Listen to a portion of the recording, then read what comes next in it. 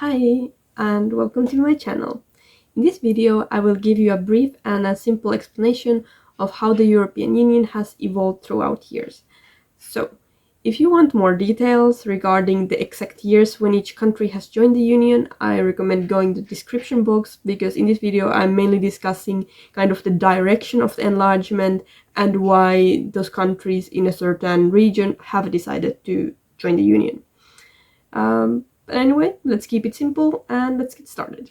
There are several reasons for the birth of the Union, some of them being the need to secure peace on the continent by binding Germany to Western Europe and creating wealth, while also building up guard against a possible threat from the Soviet Union. So, this is the starting point for France, Italy, West Germany, Belgium, the Netherlands, and Luxembourg to build the predecessor of the EU, the European Coal and Steel Community, in 1952. In the 1970s occurred what might be called the Northern Enlargement, when the United Kingdom decided to join because of economic reasons, and Ireland and Denmark followed the United Kingdom because their economic connections were so strong. Then there was the Southern Enlargement in the 80s, when Greece, Spain, and Portugal joined the Union. They had all been under dictatorships, and they saw joining EU as a chance to secure their democratic development.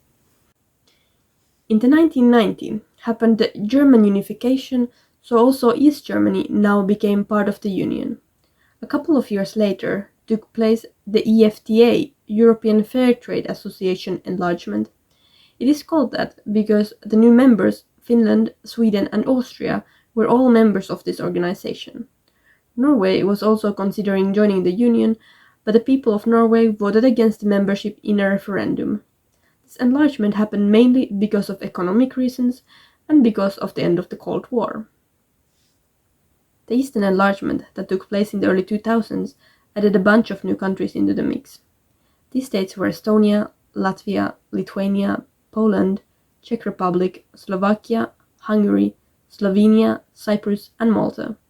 This enlargement continued, with Romania and Bulgaria also becoming member states of the Union in the late 2000s.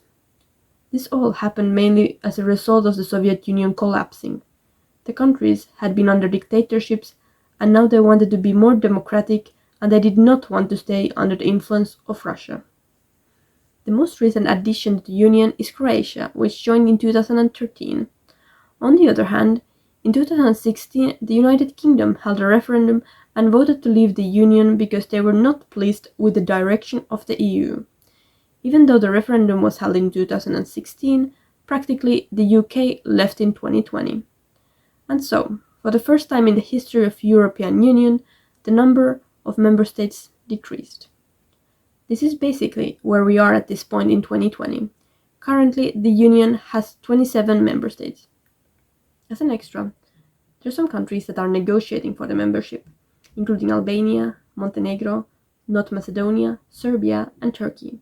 Just to give you an idea of how long this process can be, Turkey applied to join the Union in the 80s, and it still has not been accepted to the Union. Besides the negotiating countries, there are also the potential candidates, namely Bosnia and Herzegovina and Kosovo, which are seen as countries that could possibly one day have a chance for negotiating and having a membership. Alright, I think that's everything that an ordinary European citizen should know about the history of the Union. And in the next piece of this series, I will be discussing the European institutions and what they actually do. So, see you next time. Ciao!